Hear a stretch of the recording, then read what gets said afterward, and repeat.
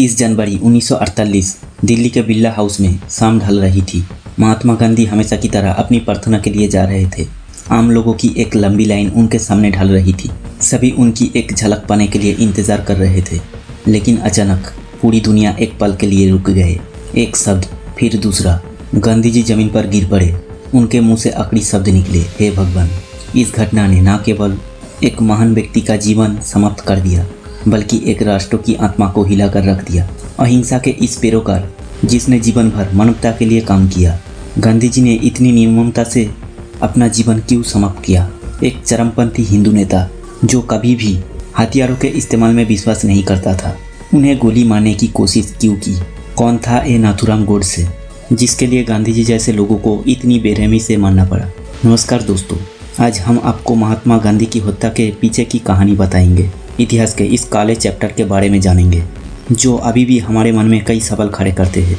30 जनवरी 1948 को शाम करीब 5:17 पर महात्मा गांधी की हत्या कर दी गई।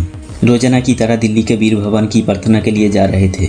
गांधी जी अपने दो भक्तों आभा और मनुबेन के कंधों पर हाथ रखकर चल रहे थे। तभी नाथूराम गोडसे उनके सामने आया और उनके सामने झुक गया और नज़दीक से गांधी जी के छाती और पेट में 3 गोलियां मार दी। गोली मारने से गांधी जी जमीन पर गिर पड़ा और उनके मुंह से निकले अंतिम शब्द थे, हे भगवान। इस हत्या ने देश को शोकतप्त कर दिया और गोडसे को गिरफ्तार कर लिया गया। गांधी जी के हत्या के पीछे मूल कारण धार्मिक और राजनीतिक मतभेद थे। गोडसे और उनके साथियों का मानना था कि गांधी जी की नीतियों और कार्यों, विशेषकर मुसलमानों के प्रति उनका सहानुभूति, हिंदुओं के अधिकारों और स्वार्थ को नुकसान पहुंचा रहे थे। भारत पाकिस्तान विभाजन के समय गांधी जी के अहिंसा और सांप्रदायिक एकजुटता के प्रयास कई लोगों के लिए आपत्तिकर बन गए थे, विशेषकर कुछ चरमपंथी हिंदू समूहों के लिए। उनका मानना था कि गांधी जी पाकिस्तान की आर्थिक मदद कर रहे हैं और उनकी नीतियों भारतीय हिंदू समाज को नुकसान पहुंचा रही है। महात्मा गांधी की हत्या की योजना कई बार बनाई गई थी, जिसमें से एक सफल रही।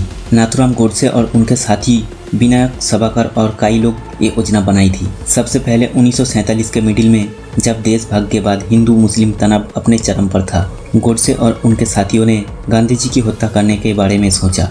सितंबर 1947 गांधी जी की दिल्ली घर पर ही हमले की योजना बनाई गई थी, लेकिन ये प्रयास विफल रहा क्योंकि वो गांधी जी तक नहीं पहुंच सके। उसके बाद अक्टूबर 1947 को पुणे में एक बैठक में गांधी जी की हत्या की साजिश योजना बनाई गई, लेकिन उस समय गांधी जी उपस्थित नहीं होने के कारण ये योजना भी विफल हो गई। 20 जनवरी 1948 को दिल्ली के बिरला भवन में प्रार्थना सभा में बम ब्लास्ट करके गांधी जी की हत्या करने का प्रयास किया गया, लेकिन गांधी जी बच गई थी। 30 जनवरी 1948 को नाथूराम गोडसे ने दिल्ली के बिरला हाउस में एक शाम की प्रार्थना सभा के दौरान गांधी जी को करीब से गोली मारी और इस प्रयास में सफल रहे। इन 5 प्रयासों में से आखिरी में वो गांधी जी की हत्या करने में सफल हो गए। देश भाग के दौरान गांधी जी का मन शांति और सांप्रदायिक संप्रीति की ओर था। उनका मानना था कि हिंदू मुस्लिम समुदायों के बीच संप्रीति स्थापित किया जाना चाहिए और विभाजन से होने वाला संघर्ष और हिंसा को रोका जाना चाहिए। गांधी जी की मृत्यु के बाद देश में 3 दिन तक शोक मनाया जाता है। गांधी जी के मृत्यु के बाद कई लोग बेचैन हो गए और हिंसा की घटनाएं बढ़ गईं। जगह जगह पर हिंदू मुस्लिम झगड़े और राजनीतिक अशांति हुए। गांधी जी के हत्या के विरोध में बड़े पैमाने पर प्रदर्शन और रेडियो आयोजित किया गए और हत्या करने वाले के खिलाफ कड़ी सजा की मांग की।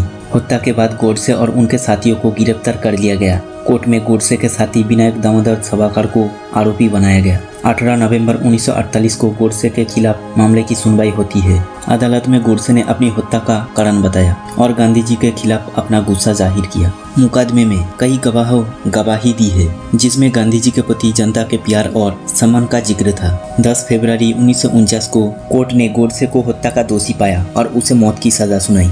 15 नवंबर 1950 को उन्हें फांसी दी गई। गोडसे के साथी विनायक दामोदर सावरकर को रिहा कर दिया गया क्योंकि उन्हें सीधे तौर पर हत्या में नहीं फंसाया गया था, लेकिन उनके खिलाफ कुछ आरोप लगाए गए थे। गोडसे की मौत की सजा देश के राजनीतिक महलों में एक महत्वपूर्ण घटना थी। इसने भारतीय समाज में हत्याओं के पीछे के राजनीतिक और सामाजिक कारणों के बारे में चर्चा पैदा की। गांधी जी की हत्या के बाद उनके आदर्शों का प्रचार प्रसार करने के लिए विभिन्न संस्था और संगठन की स्थापना की गई। गांधी जी के जीवन और आदर्शों को स्कूल और कॉलेज में पढ़ाया जाता था। महात्मा गांधी की हत्या के बाद उनका परिवार, विशेषकर उनके पुत्रों देवोद्र और पुत्री मीराबाई बहुत दुखी हुए।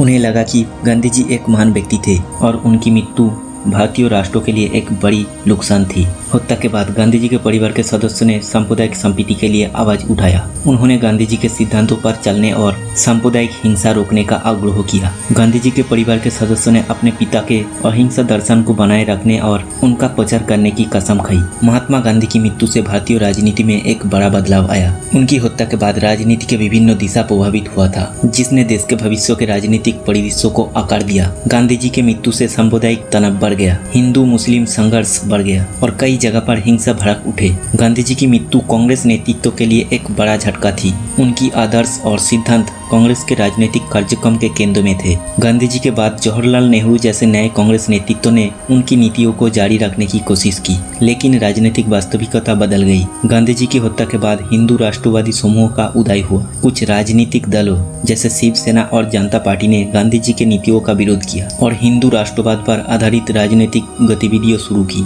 गांधी जी की मृत्यु का प्रभाव नागरिक समाज की भागीदारी पर भी पड़ा। लोग गांधी जी के आदर्शों से प्रभावित हुए और सामाजिक आंदोलन में भाग लेने लगे, जिसने बाद में विभिन्न सामाजिक और राजनीतिक मुद्दों में बदलाव के लिए प्रेरक शक्ति के रूप में काम किया। जवाहरलाल नेहरू के नेतृत्व में भारत ने एक गैर सैन्य और स्वतंत्र अंतर्राष्ट्रीय नीति अपनाई, जो गांधी जी के अहिंसा और शांति के दर्शन का सम्मान करती थी। गांधी जी हमेशा कहते थे कि सभी समुदायों के बीच सहयोग और सद्भाव बनाए रखने की जरूरत है। ये संदेशा उनके अंतिम शब्द में झलकता है। गांधी जी के अंतिम शब्द और भाषण उनके आदर्श और जीवन दर्शन का प्रतिबिंब है, जो अहिंसा, शांति और मानवता के सेवा के प्रति है। ये शब्द आज भी लोगों के मन पर गहरा प्रभाव डालते हैं।